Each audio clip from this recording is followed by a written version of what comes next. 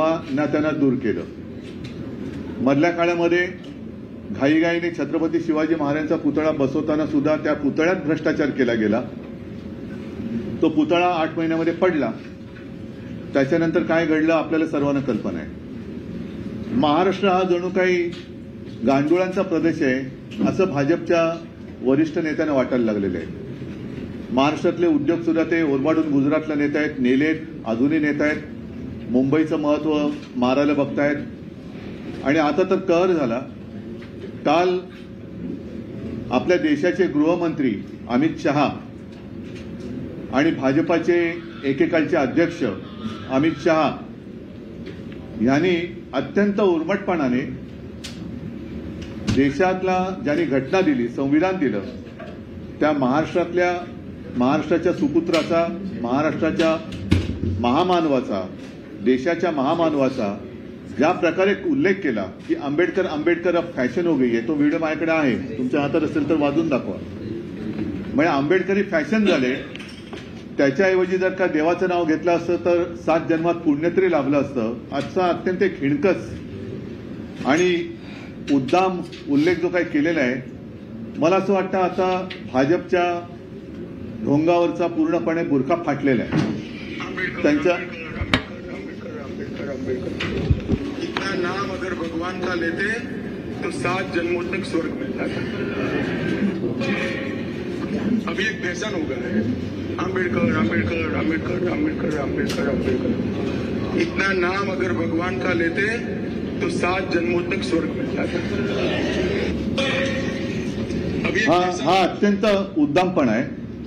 आणि भाजपचं ढोंग हे समोर आलेलं आहे. भाजपचा बुरखा फाटलेला आहे. यांचं हिंदुत्व म्हणजे मुंह में राम आणि बगल में छुरी असं यांचं हिंदुत्व आहे. यांना महाराष्ट्र खतम करायचं आहे. आपल्याखेरीज दुसरा कोणीही भविष्यामध्ये या देशामध्ये जन्माला आलाच नव्हता असं त्यांना दाखवायचं आहे. नेहरू नेहरू करता करता आता हे आंबेडकरांवरती बोलायला लागले. एवढ्यांची हिंमत वाढलेली आहे. आता मला जे भारतीय जनता पक्षाला पाठिंबा देणारे जे इतर पक्ष आहेत, मग तो नितीश कुमार असतील, चंद्राबाबू आहेत, विशेष म्हणजे रामदास आठवले काय करतायत? रामदास आठवले राजीनामा देणार आहेत का? अगदी महाराष्ट्रामध्ये सुद्धा भारतीय जनता पक्षासोबत जे आमचे मिंदे गेलेत, अजित पवार गेलेत, त्यांना सुद्धा बाबासाहेबांचा अपमान मान्य आहे का?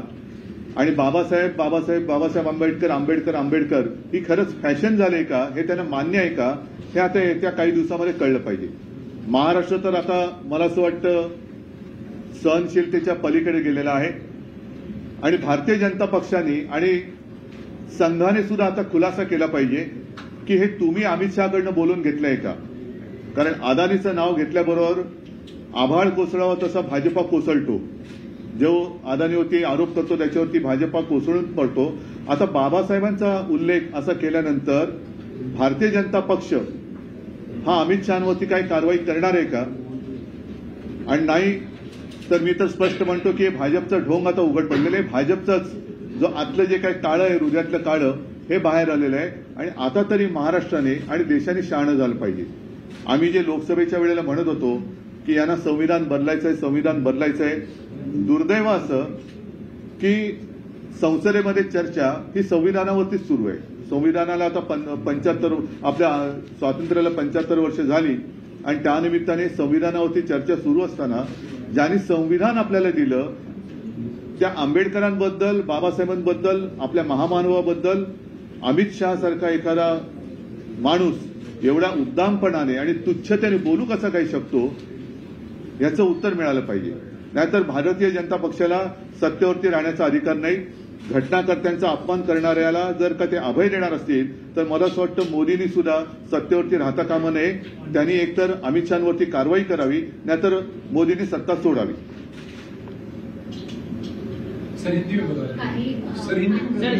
एक मराठी पहिले पुरा करतो. नाही, शेवटी आंदोलन आम्ही करणं बरोबर आहे. हे आंदोलन आम्ही करू, तो काय मुद्दा नाहीये. पण विशेष म्हणजे इतर सामान्य जनतेला हे मान्य आहे का? कारण आता महाराष्ट्रामध्ये त्यांना कसं मिळालं, पण राक्षसी बहुमत मिळालेलं आहे. त्याच्यामुळे महाराष्ट्राला कसंही वाकवा, महाराष्ट्राला कसंही झोडा, महाराष्ट्राच्या दैवताचा काही कोणीही अपमान करा, तो महाराष्ट्र काही करत नाही, काही करू शकत नाही. अशा मस्तीमध्ये वागायला लागलेले आहेत आणि ही मस्ती आता मोडण्याची वेळ आलेली आहे. भारतीय जनता पक्षाने ताबडतोब त्यांच्याकडनं काय आम्ही आंदोलन करू, पण भारतीय जनता पक्ष काय करणार आहे? अन्यथा जिथे जिथे भारतीय जनता पक्षाचे नेते महाराष्ट्रामध्ये आहेत तिथल्या नेत्यांना जनतेने विचारायला पाहिजे की हे तुम्हाला मान्य आहे का? आंबेडकरांचा अपमान तुम्हाला मान्य आहे का? आंबेडकरी पक्ष आहेत त्यांना तुम्ही काय? मी सगळ्यांनाच म्हणतो, आंबेडकर त्यावेळेला एका पक्षाचे नव्हते, माझ्या आजोबांचे आणि त्यांचेही चांगले ऋणानुबंध होते. शेवटी बाबासाहेबांनी माझे वडील शिवसेना प्रमुख म्हणायचे की या महाराष्ट्राने दोन दैवत जगाला दिली, देशाला दिली. एक म्हणजे छत्रपती शिवाजी महाराज आणि दुसरे डॉक्टर बाबासाहेब आंबेडकर. आणि अशा आमच्या या दैवताबद्दल, महाराजांबद्दल पण त्यांनी अपमान करून झालेला आहे, आंबेडकरांबद्दल झालेलं आहे. हे आंबेडकरांचं नाव पुसायला निघालेलं आहे, आंबेडकरांचं नाव पुसायला निघालेलं आहे, महाराष्ट्राचं नाव पुसायला निघालेलं आहे. अर्थात हे जे नाव पुसायला निघाले ते भाजप किंवा भाजपवाले पुसले जातील, पण आंबेडकरांचं नाव पुसू शकणार नाही. सर, लोकसभेला तुम्ही जो मुद्दा उपस्थित केला, संविधान बदलायचं आहे याला बहुमत आणून, आणि आता थेट आंबेडकरांचाच अपमान केला, सुरुवात झाली कुठेतरी आता? सुरुवात म्हणजे त्यांचा निर्लज्जपणा समोर आलेला. हा भाजपचंच हे ढोंग आहे, भाजपच्या मनातलं ताळं. कारण अमित शहा एवढं बोलण्याचं धाडस करतील असं मला वाटत नाही. त्यांना नक्कीच संघाने आणि भाजपाने सांगितल्याशिवाय ते बोलू शकणार नाही, कारण त्यांना कल्पना आहे की ते कुठे बोलत आहेत. संसदेमध्ये बोलताना फार जबाबदारीने बोलावं लागतं आणि त्यांना वरनं तसं सांगितलं गेल्याशिवाय ते बोलू शकत नाही. पण त्याच्यानंतर एक टर्म भाजपकडनं वापरलेली होती की हे फेक नॅरेटिव्ह सेट करण्यात आला आमच्या विरोधात. फेक नॅरेटिव्ह खरवतंय. कुठलं फेक नॅरेटिव्ह? ते सोडा, मी कालच्या अमित शहाच्या उद्गाराबद्दल बोलतोय. मी अमित शहाच्या बद्दल बोलतोय. अमित शहा ज्या पद्धतीने बोलले की आंबेडकर आंबेडकर आंबेडकरी फॅशन झालेली आहे, एवढं नाव जर का देवाचं घेतलं असतं तर 7 जन्मात स्वर्ग तरी मिळाला असता. आता यांना स्वर्ग मिळेल की नाही मला कल्पना नाही, मोदी मोदी करून. पण आंबेडकर आंबेडकर एवढे लाखो भक्त, करोडो भक्त या देशामध्ये त्यांचे आहेत. सगळेच जण पक्षाच्या पलीकडे गेलेला हा महामानव आहे आणि म्हणून मला तरी हे सहन होत नाही, म्हणून मी आपल्या माध्यमातून जनतेशी बोलतोय. या आधी संविधानाचा मुद्दा, त्याच्यानंतर आता थेट आंबेडकरांवर बोललं जाते. एकीकडे थेट मनू आणि त्याच्यानंतर संविधान असं कंपॅरिझन चालू आहे असं मला काही वाटतंय? नाही, शेवटी आंबेडकर त्रासले होते ते याच मनोविकृतीमुळे.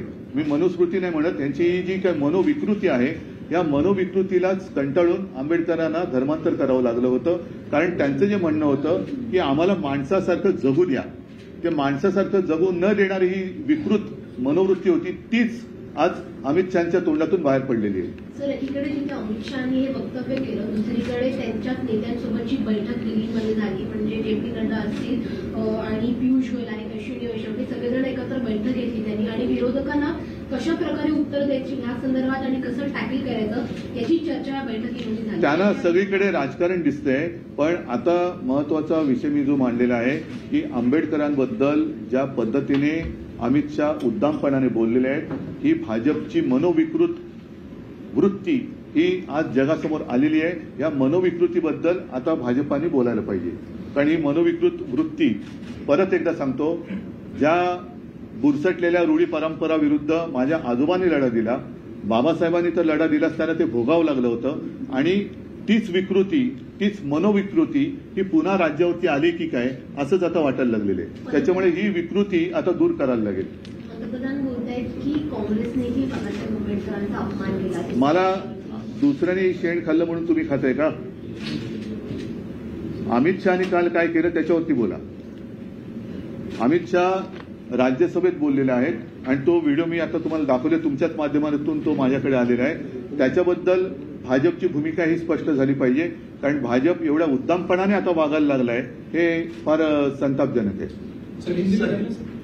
हिंदी में सर, जिस तरीके से कल अमित शाह राज्यसभा में उन्होंने कहा, एक गुस्ताखी की उन्होंने, और महामानव डॉक्टर बाबा साहेब आंबेडकर का नाम लेते लेते उन्होंने कहा कि अब ये तो फैशन हुई है, आंबेडकर आंबेडकर आंबेडकर आंबेडकर. मैंने सुना है ना आपको, ये अब फैशन हुई है. इतने बार अगर आप भगवान का नाम लेते तो शायद 7 जन्म में आपको स्वर्ग में स्थान मिल जाता. आप होते कौन हो? आंबेडकर जी ने जो एक व्यक्ति ऐसी है, किसी पक्ष की सीमा उनको लागू नहीं होती. हर एक के दिल में महामानव डॉक्टर बाबा साहेब आंबेडकर जी के लिए एक स्थान है. और जिन्होंने संविधान हमें दिया, उनका अपमान जिस तरीके से भाजपा कर रही है वो हमें तो मंजूर नहीं है। और इसलिए अब क्या भाजपा और राष्ट्रीय स्वयंसेवक संघ अमित शाह जी के ऊपर कुछ कार्रवाई करने वाले हैं, या उन्होंने खुद कहा था अमित शाह जी को कि ये बात कहो, अब ये देखना होगा। और मैं तो कहता हूं कि बाकी सारे जो पार्टियां हैं जिन्होंने भाजपा को समर्थन दिया है, वो चाहे चंद्रबाबू हो या नीतीश कुमार हो या महाराष्ट्र में हमारे गद्दार लोग हैं और अजित पवार है, क्या उनको भी ये मंजूर है? रामदास आठवले जी, इसके बावजूद भी आप उनके कैबिनेट में रहने वाले, जिस कैबिनेट में अमित शाह है, तो ये सारी बातें अभी 1-2 दिन में स्पष्ट होनी चाहिए। क्या आप किसी तरह की अपॉलॉजी देख रहे हैं अमित शाह की तरफ से इस पूरे मैटर को देखकर? नहीं, उन्होंने जो भी गुस्ताखी की है, मुझे नहीं लगता कि उनको ऊपर से कहा गया होगा ही होगा, अन्यथा वो ऐसी हिम्मत नहीं करते। शिवसेना का यहाँ से रोल क्या रहेगा इस इशू को? शिवसेना तो हमेशा शिवसेना का रोल करेगी, लेकिन अब भाजपा का रोल क्या है? अदानी के ऊपर अगर आप कुछ कहते हैं तो पूरी, जैसा आसमान फट जाता है वैसे बिजली गिर जाती है, वैसे पूरी भाजपा आती है उनके समर्थन के लिए। तो अब उनका जो एक नकाब था वो उतर गया है और उनके दिल में जो एक काला जहर था वो सबके सामने आया है। बीजेपी का कहना है कि वो क्लिप को काट के दिखाया जा रहा है, जो पूरी बात है वो नहीं बताई जा रही। उसके बाद उन्होंने कहा कि कांग्रेस ने किस तरीके से अम्बेडकर जी का, वो कांग्रेस ने जो कुछ किया, कांग्रेस ने अगर गोबर खाया होगा तो इसलिए आपका गोबर खाना सबको मंजूर होगा? कांग्रेस ने अगर गोबर खाया होगा, चलो मैं एकदम स्पष्ट शब्दों में कहता हूं, लेकिन जिस तरीके से उन्होंने कहा है, मैंने दिखा है ना, अंबेडकर अंबेडकर अंबेडकर फैशन हुआ है, इसमें काटने की बात क्या है? इतने बार अगर आप भगवान का नाम लेते तो 7 जन्म में आपको पुण्य मिल जाता, स्वर्ग में स्थान, इसमें काटने की क्या बात है? और आपको क्या दिखाना है? आप प्रधानमंत्री से कोई मांग करेंगे? मैं प्रधानमंत्री से मांग, मैं कौन होता हूं करने वाला, लेकिन मैं तो यही चाहता हूं कि क्या प्रधानमंत्री जी अब इनके ऊपर कुछ कार्रवाई करने वाले हैं, या खुद प्रधानमंत्री जी ने कहा था अमित शाह को ये कहने के लिए? ये बात स्पष्ट होनी चाहिए। क्या आप चाहते हैं आरएसएस भी यहाँ पर अपना एक रोल प्ले करे? उनको आपको लगता है? आरएसएस ने भी स्पष्ट करना चाहिए कि ये अमित शाह का व्यक्तिगत मत था या आरएसएस परिवार का ये मत है। आरएसएस ने कहना चाहिए। लोकसभा में जिस तरह से उनको जनमत हासिल हुआ, जिसमें ये अहम मुद्दा रहा डॉक्टर अम्बेडकर और संविधान, क्या इसी की नाराजगी अमित शाह ने अभी संविधान नहीं, उनके जो दिल में था उस वक्त जो कहा गया था कि अभी आपने जो मुझे सवाल पूछना चाहती थी ना, फेक नैरेटिव, तो ये तो फेक नैरेटिव नहीं है ना, ये तो खुलेआम खुद अमित शाह जी ने कहा है। तो इसका मतलब है कि उनके मुंह में राम और बगल में छुरी, यही भाजपा का हिंदुत्व है। तोड़ो फोड़ो और राज करो, यही भाजपा का हिंदुत्व है। और सिर्फ सत्ता जिहाद, सत्ता के लिए कुछ भी वो करने के लिए तैयार हो जाते हैं, यही स्पष्ट दिखाई दे रहा है। और मैं तो कहता हूं, महाराष्ट्र, उनको लगता है कि अब महाराष्ट्र में कुछ रहा नहीं, कुछ भी करो, तोड़ो मरोड़ो, महाराष्ट्र लूटो, गुजरात में लेके जाओ, महाराष्ट्र कुछ कर नहीं सकता, ऐसे उनको अब लगने लगा है। तो क्या 1 नेशन 1 इलेक्शन की तरफ ये नहीं, 1 नेशन 1 इलेक्शन छोड़ो, पहले बाबा साहब अम्बेडकर जी का अपमान जो उन्होंने किया है उस बारे में मैं उनसे खुलासा चाहता हूँ। सर परभणी संविधानाची विटंबना केली गेली, त्याच्यानंतर आता अमित शहाचं वक्तव्य, परभणी ज्यांनी कोणी केलं त्याला पकडण्यात आलेलं पण मानसिक रुग्ण असं सांगितलं जाते, मग आता अमित शहा नेमके काय? मी म्हणतो ही मनोविकृती आहे, आणि ज्या मनोविकृतीने मी मगाशी बोललो ना, ज्या मनोविकृतीमुळे डॉक्टर बाबासाहेब आंबेडकरांना धर्मांतर करावं लागलं, तीच मनोविकृती अमित शहाच्या मनात आहे। ठीक है, एक सवाल आपसे जानना चाहेंगे। आपने स्पष्ट तौर पर वीर सावरकर के ऊपर अपनी राय रखी है, इससे अब कहीं ना कहीं कांग्रेस को ठेस पहुंच रही है। मैं कल अमित शाह जी ने जो डॉक्टर बाबा साहेब आंबेडकर जी के बारे में गुस्ताखी की है, उस बारे में आज आप सबको मैंने बुलाया है, और मैं चाहता हूं इस बारे में पहले भाजपा और राष्ट्रीय स्वयंसेवक संघ खुलासा करे। ठीक है, धन्यवाद। जय हिंद, जय महाराष्ट्र।